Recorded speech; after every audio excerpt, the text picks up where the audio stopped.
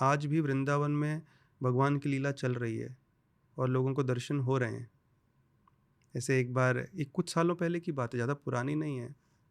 नंदगांव कृष्ण का स्थान है, घर है कृष्ण का। तो भगवान की 2 प्रकार की लीला होती है, प्रकट और अप्रकट। प्रकट जब वो खुद आए थे, अप्रकट मीन्स वो हमारी नज़रों से अप्रकट हो गए, लेकिन लीला अभी भी चल रही है। तो जो भाग्यशाली लोग हैं दर्शन होते हैं, आज भी हो रहे हैं। तो ये साधु थे, नंदगांव जो है हिल पे बसा हुआ है, तो उसके एकदम तलहटी में, बेस में एक सरोवर है, पावन सरोवर। तो वो नंद बाबा ने बनाया था कृष्ण बलराम की बेदिंग के लिए, आज भी है वहाँ पे।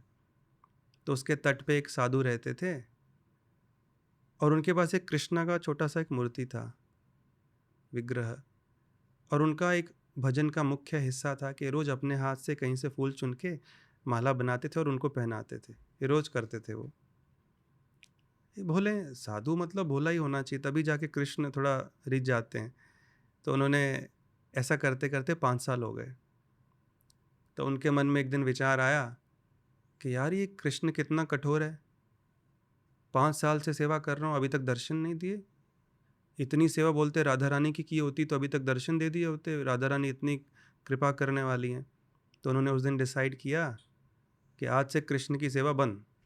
मैं बरसाना जा रहा हूँ। बरसाना 8 किलोमीटर दूर है, राधा रानी का भवन है वहाँ पे, महल है एकदम हिल पे। 4 हिल्स हैं, 4 पीक्स हैं और चारों पे एक एक मंदिर है। बहुत सुंदर जगह है बरसाना। नंदगांव बरसाना जो most beautiful part of Vrindavan.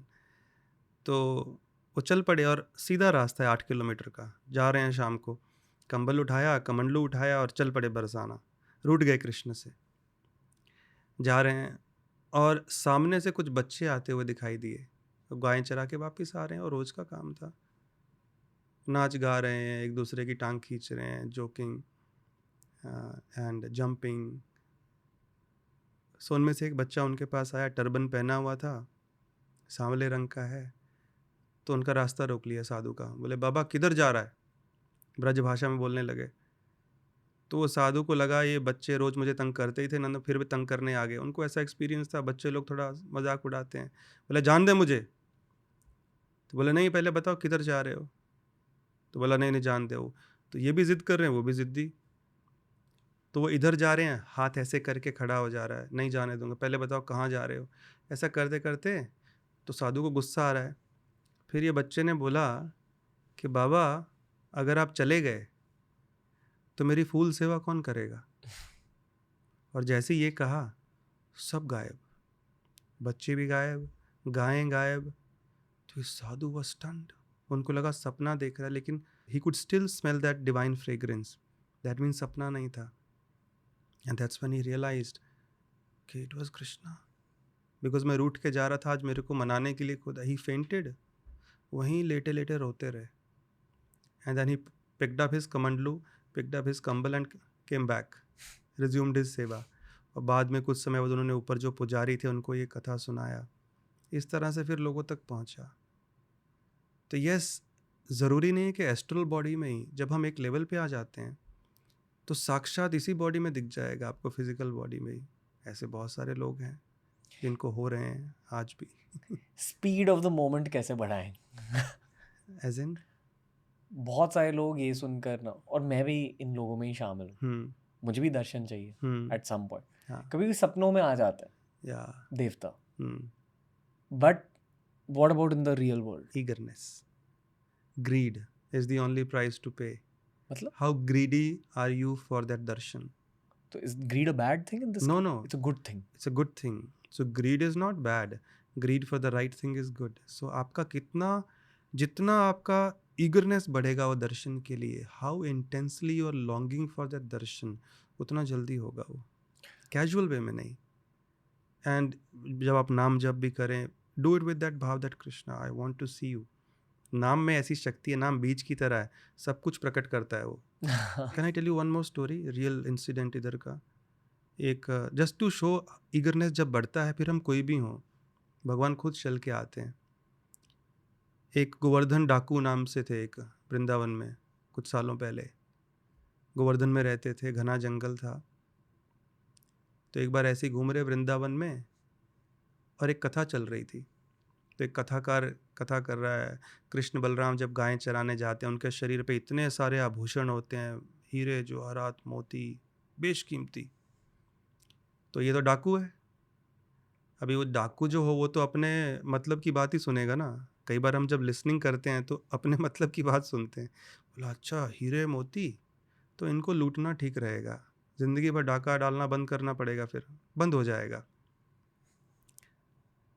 तो वो ढूंढने लगा, अच्छा कृष्ण बलराम कहाँ मिलेंगे। उसको नहीं पता कृष्ण बलराम कौन है, वो कथा में सुना रहा है।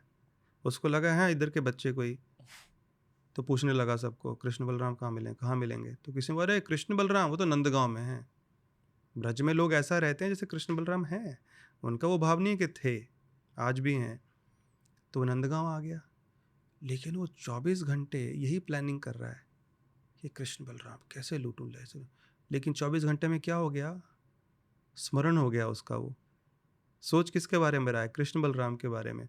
तो स्मरण हो गई उसकी अवस्था, और जितना वो सोचता रहा उतना उसका ईगरनेस बढ़ता गया। भले ही डाकू के रूप में सोच रहा है कब मिलूंगा, कब मिलेंगे ये बच्चे मुझे, लेकिन वो ईगरनेस इतना उसका बढ़ गया कि एक समय आने पे वो जो थ्रेशोल्ड था क्रॉस कर गया वो। Now it became a transcendental greed to see Krishna Balram without knowing who they were. Krishna Balram दिन रात खाली कृष्ण बलराम कर रहा है, कब मिलेंगे। वो ईगरनेस एक दिन उसका ऐसा बढ़ गया कि सामने से कृष्ण बलराम ने दर्शन दे दिया, गायें चराते हुए जा रहे हैं उसी रूप में जैसा उसने सुना था, और हीरे जवाहरात मिल गए, चल जल्दी सब कुछ निकालो। तो कृष्ण कह रहे हैं नहीं यशोदा माई हमको डांटेगी, नहीं जल्दी लाओ, नहीं दे सकते। लेकिन हुआ क्या, जैसे ही कृष्ण के संग में आया वो, तो प्यूरिफिकेशन हो गया, पूरा हार्ट शुद्ध हो गया। बोला अच्छा ठीक है मुझे नहीं चाहिए। जैसे ही उसके मन में शुद्ध हुआ तो कृष्ण बोलते हैं ठीक है ले लो सब। और ये बोलता है नहीं मुझे नहीं चाहिए। बोले अरे अभी तो मांग रहे थे तुम। कृष्ण भी नाटक करते हैं भाव के अनुसार, नहीं कुछ नहीं चाहिए। तो बोले इतना क्यों फिर ढूंढ रहे थे इतने दिनों से, अभी दे रहा हूँ तो ले नहीं रहा है। बोले नहीं अभी कुछ इच्छा नहीं, मेरे को सिर्फ एक ही इच्छा है कि रोज़ जब जाओ तो मुझे थोड़ा हाय हेलो करते हुए जाना, दिखते हुए जाना, रोज़ मिल लिया करो इधर ही। ऐसा भाव हो गया। कृष्ण बलराम बोले ठीक है। तो ये सीधा गया वो साधु के पास, चरणों में पड़ गया, आपके कारण दर्शन हुए।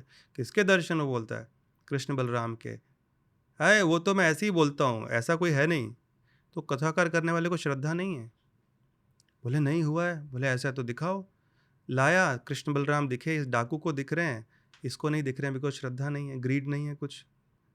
लेकिन इसने इतना प्रार्थना किया कि इसके कारण ही तो आपके दर्शन हो, प्लीज़ प्लीज़ दर्शन दो। तो कृष्ण जो है ना अपने भक्त की बात मानते हैं, भले ही हम क्वालिफाइड हैं कि नहीं, लेकिन कृष्ण ने बार बार कहा है शास्त्रों में कि मेरे भक्त का भक्त मेरा असली भक्त है। कि हम कभी भक्त बन पाए ना बन पाए चलेगा, लेकिन अगर हम भगवान श्री कृष्ण के किसी भक्त की सेवा कर रहे हैं, उनको प्लीज़ कर रहे हैं, तो कृष्ण हमको पहले दर्शन देंगे, उस भक्त को बाद में। ऐसा सिस्टम है। सो फिर उनके कहने पे कृष्ण ने उसको दर्शन दिया, नहीं फेंटेड, उसको विश्वास ही नहीं था पहले। तो ये ईगरनेस ऐसा था, जब ये ईगरनेस बढ़ जाता है, आपके जिस भी डीटी को आप वर्शिप करते हैं, जब वो एक पीक पे पहुंचता है, when the separation reaches its peak, then there is union with the deity. मेरे लिए लेसन यहाँ ये है कि human emotion fuels spiritual growth. True, yes. तो उसको जब रीडायरेक्ट कर दिया जाए स्पिरिचुअल रेल्म की तरफ, सेम इमोशंस लेकिन रीडायरेक्ट करो भगवान की तरफ, डीटी की तरफ, मिल जाएगा आपको रिजल्ट।